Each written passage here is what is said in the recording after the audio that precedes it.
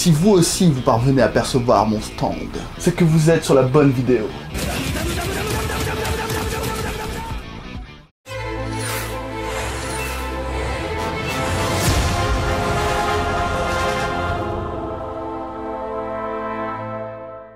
Cette saison de JoJo, appelée Golden Wind, nous invite à suivre Giorno Giovanna, un jeune garçon de 15 ans titulaire du stand Golden Wind et ayant pour objectif de devenir le nouveau parrain de la mafia de sa ville, afin d'avoir les moyens de protéger les habitants. Il intègre ainsi un gang en bas de l'échelle, soit le point de départ d'aventures rocambolesques et toutes plus incroyables les unes que les autres. Bonjour à tous et à toutes les expressistes, j'espère que tout va bien pour vous et que comme d'habitude vous vous gavez de cinéma. Mais aussi de séries, et là on revient avec JoJo's Bizarre Adventure et la dernière partie de Golden Wind. Il était temps de faire le bilan. J'avais déjà fait 2 vidéos des 2 premières parties de la saison.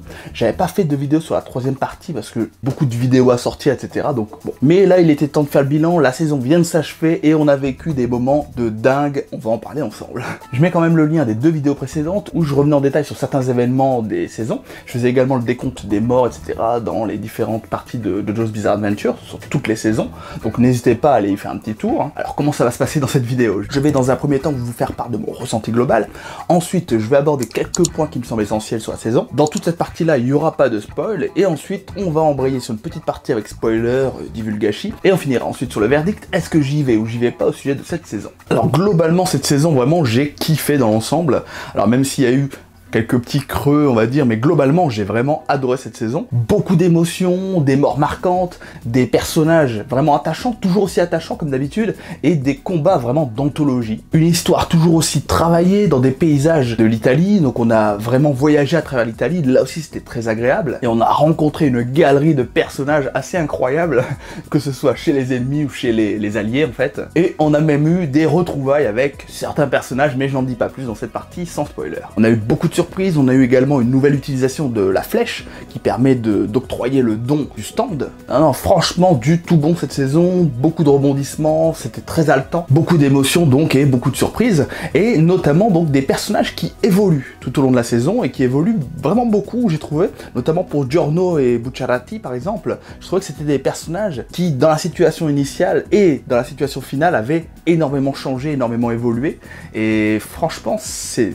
très agréable là aussi, hein. On a découvert certaines facettes de leur personnalité et on a des personnages hyper charismatiques et hyper attachants. Là aussi dans la partie avec spoiler, je parlerai à la fin de ce qu'est devenu Giorno, ce qu'on peut supposer qu'il devient à la fin, puisqu'il y a une petite image. Il faut bien d'ailleurs rester, je pense, à la fin du générique du dernier épisode, parce que on voit un peu ce qui se passe après les aventures. Donc voilà, là aussi, je pense que si vous avez raté ça, franchement, regardez l'épisode, en tout cas à la fin, parce que juste après le générique, il y a cette image. Au début, et d'ailleurs je l'avais mentionné dans mes vidéos précédentes, on a un Giorno qui est, je trouve, un peu effacé au regard du groupe, puisqu'il est un peu en retrait, c'est le nouveau venu, etc. Et du coup, moi effectivement, je me disais, bah, c'est JoJo's Bizarre Adventure, et pourtant, bah, le gars, il est un petit peu en retrait, on le voit pas trop, et c'est pas finalement le personnage principal, puisque moi je trouvais que c'était plus Bucciarati. Et c'est vrai que, au fur et à mesure, il prend de l'épaisseur, il évolue et il devient de plus en plus important et de plus en plus central dans la saison. Et là aussi, c'est très bien fait, je trouve, hein. Il y a une évolution, une réelle évolution dans ce qu'il est et dans ce qu'il devient. Que ce soit en termes donc d'écriture du personnage, mais aussi en termes de psychologie et en termes de combat, puisqu'il prend part à de plus en plus de combats et devient là aussi de plus en plus central, notamment grâce à son pouvoir de guérison, mais aussi grâce à ses facultés de psychologique et ses facultés de stratège. Donc même si à ce moment-là, il n'est pas, on va dire, le chef de ce gang, il en devient presque le chef honorifique, ou le chef stratégique à certains moments, même si là, Bucciarati, c'est aussi quelqu'un qui est extrêmement intelligent, extrêmement brillant, et très stratège là aussi. Mais on peut dire, je pense, que Jojo devient pratiquement le bras droit, en fait, hein, de Bucciarati. Malgré sa jeunesse et son inexpérience, donc c'est plutôt à souligner et à mettre à son crédit, je pense. Comme toujours, avec cet anime, on a un scénario hyper inventif, alors qui part toujours, ou pratiquement toujours, on va dire, d'un postulat de base qui est assez simple. Ici, on a effectivement simplement le personnage de Jojo qui souhaite intégrer la mafia et prendre des responsabilités au sein de la mafia pour pouvoir éradiquer, on va dire, le mal de sa ville, etc. Il s'allie avec Bucciarati, il intègre le gang, et pourtant de ce postulat de base qui est très simple, on va en faire quelque chose d'assez complexe, d'assez tortueux, et qui en même temps est très bien construit, et reste toujours très intelligent. Puisqu'on va avoir affaire en toile de fond à un ennemi qui est extrêmement retors, et qui est insaisissable, très difficile à trouver, et même difficile de connaître son identité. Et là aussi, ça va être l'un des mystères de la saison. Et comme on va voir l'ascension et l'évolution des personnages, les voir graviter autour du boss, et essayer de le traquer, de lieutenant du boss, ils vont devenir des parias, et franchement, la façon dont c'est mené, en fait, d'un point de vue scénaristique, c'est toujours extrêmement intelligent. En plus, là aussi, comme toujours, on a droit à des combats qui sont franchement d'anthologie, avec des combats qui sont toujours perçus comme une énigme. C'est-à-dire qu'il y a toujours les capacités des stands et les capacités des manieurs, souvent des capacités intellectuelles des manieurs et la capacité physique du stand, qui vont s'associer. Et le but, ça va être d'essayer de percevoir les capacités du stand, de les comprendre et de pouvoir les utiliser à son avantage et de pouvoir les contrer. Donc il y a toujours cet aspect un peu stratégique et cet aspect où on est comme un détective en train de se dire « Ah, il faut que j'ai un coup d'avance », c'est une partie d'échecs en fait. C'est toujours une partie d'échecs, chaque combat c'est une partie d'échecs. Donc on a une variété de stands, une variété d'adversaires, avec des adversaires en plus qui sont globalement, je trouve, assez nuancés, et ça c'est pratiquement toujours le cas chez JoJo, c'est-à-dire que on a des personnages qui sont pas toujours complètement mauvais, on a des personnages qui parfois ont une psychologie assez travaillée, où en fait on se rend compte que s'ils font certaines actions, c'est parce qu'ils ont des bonnes raisons de les faire en fait. Alors c'est pas toujours le cas bien évidemment, mais c'est pas que des personnages qui sont comme ça, oui, bah je suis un gros connard et j'attaque juste parce que je suis un gros connard. Non, c'est pas ça. C'est-à-dire que vous avez vraiment des personnages qui sont parfois ambigus, qui sont nuancés, qui sont pas tout blanc ou tout noir en fait. Et c'est ça qui est intéressant en fait. Allez, on va passer à une partie avec spoiler, ou divulgachi. J'espère que cette première partie de vidéo vous a plu. Si c'est le cas, eh bien je vous invite à vous abonner, à liker, à commenter, à partager. Hein, ça permet d'avoir un meilleur référencement sur YouTube et à proposer plus de contenu de ce type-là. Hein, puisque moi ça m'encourage et ça me permet de savoir que effectivement cette vidéo a plu et que donc il y a des gens qui derrière attendent ce type de contenu en fait, hein, tout simplement. Voilà, je vous en remercie en tout cas d'avance, hein. Après vous n'êtes pas obligé bien évidemment, mais en tout cas c'est vraiment un soutien qui est apprécié. Bien évidemment, si vous souhaitez éviter ces spoils divulgachi, je vous invite au timecode indiqué, hein, pour avoir affaire directement au verdict, qui sera lui sans spoil. Donc pour les autres, on va poursuivre, donc ça y est, la partie avec spoiler. Moi ce que je retiens bien évidemment de cette saison, c'est l'émotion. Il y a vraiment énormément d'émotions, je trouve, dans cette saison, et une tension dramatique de dingue de tous les instants.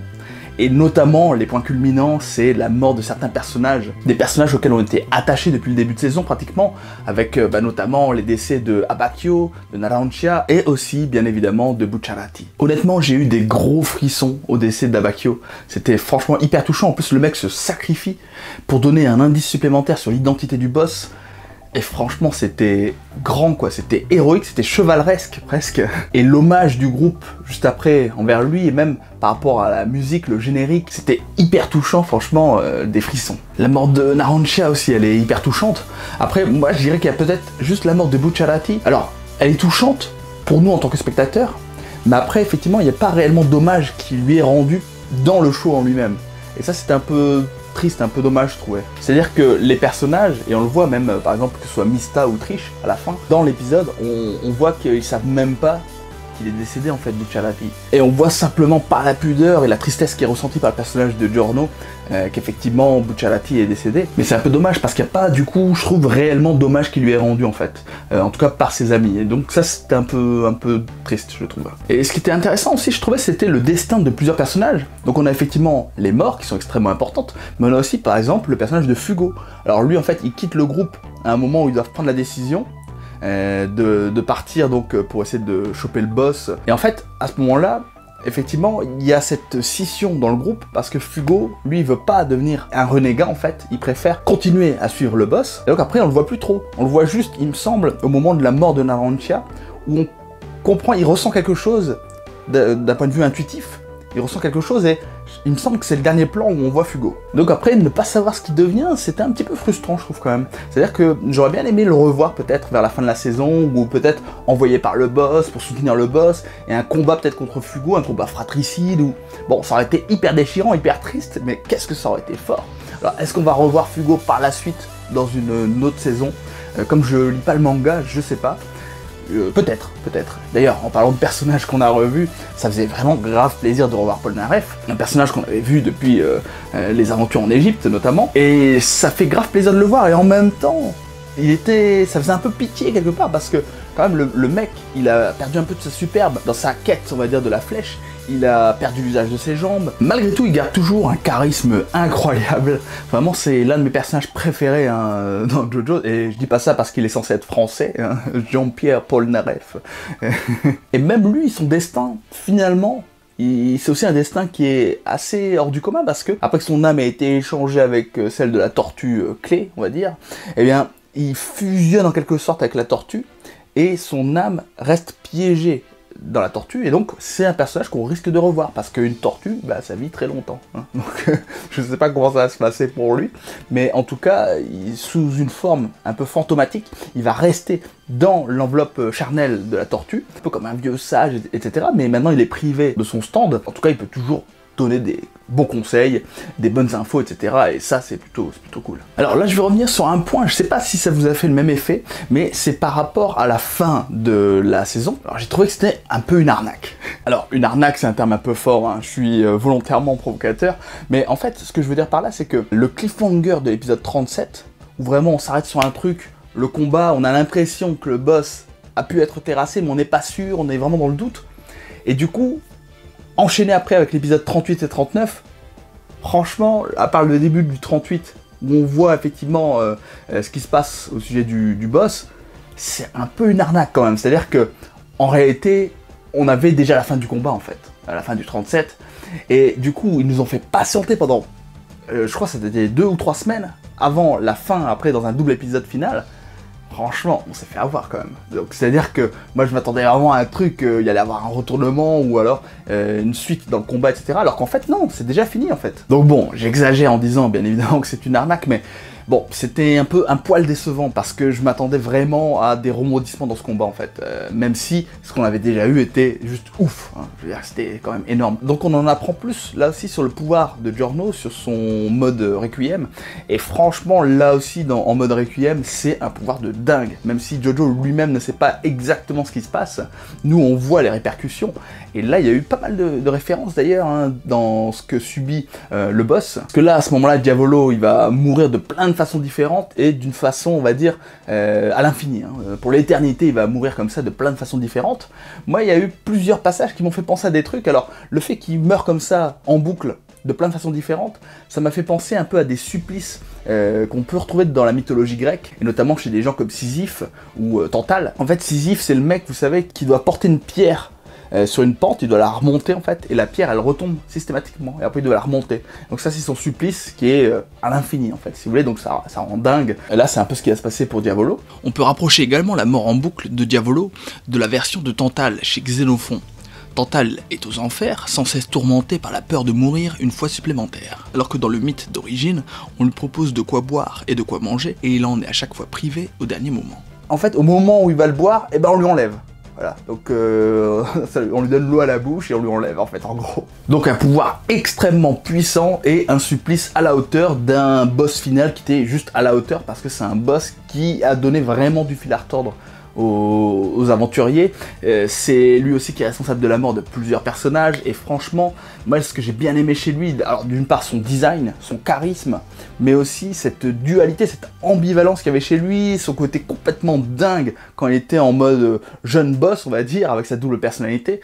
Franchement c'est juste incroyable ce dingue qui se téléphone à lui-même, enfin c'est n'importe quoi, ça partait vraiment en couille, c'était vraiment top quoi. Et là bon c'est vrai que même si le double épisode final est un peu décevant, ça reste quand même un double épisode qui est poétique et qui est hyper touchant quoi, et qui est vraiment bien fait là aussi, avec une belle aventure hein, au sujet du sculpteur, etc. Et on en apprend davantage sur le destin qui attendait donc tous les héros principaux, hein, Bucciarati, Narancia et Abacchio, et franchement hyper agréable, et même le regard qui est porté par le sculpteur qui lui, il peut rien, mais franchement, le regard qu'il porte sur ces amis-là, il s'en rend compte et il fait, quelque part, ils vont vivre quelque chose en fait. Et c'est vrai que les 39 épisodes, on a vécu quelque chose de fort et d'intense avec les personnages en fait. Donc, quelle suite pour Giorno? On le voit donc à la fin Donc après le générique, on voit effectivement ce plan où Giorno reçoit les hommages de plusieurs pontes de la mafia. Il y a au premier plan, il me semble que ça doit être Mista, si je dis pas de bêtises, et sur ce plan, on comprend dans la posture de Giorno qu'il a pris des responsabilités, il a pris du galon. On peut supposer qu'il est devenu le chef de la mafia, qu'il est devenu le parrain de la pègre locale en fait. Donc on peut le supposer. En même temps, il a une tenue noire également, qui signifie qu'il est en deuil, donc ça doit se passer juste après les événements, hein. Et du coup c'est une scène qui est très courte mais qui en dit long, et donc on peut supposer que malgré son jeune âge, c'est devenu le boss, hein, tout simplement. Donc ça n'est pas interdit de penser qu'on puisse risquer de revoir le personnage dans des aventures futures, d'autant que la mission également sous-jacente qui va rester, c'est de garder la flèche. Et oui, parce que la flèche, souvenez-vous, elle est conservée du coup par Tortue, je dis Tortue, mais bon, c'est vrai que maintenant c'est une tortue, par Tortue Polnareff, et du coup, effectivement, leur mission aussi, ça va être de garder la flèche secrète, et de faire en sorte que personne ne puisse essayer de trouver cette flèche. Verdict, une très bonne saison au final, avec de la tension, des trouvailles, des combats d'anthologie et l'esprit Jojo toujours au top. Le boss final est énorme et les enjeux dramatiques super forts. Et on attend juste le prochain ou la prochaine Jojo. Alors oui, bien évidemment, j'y vais.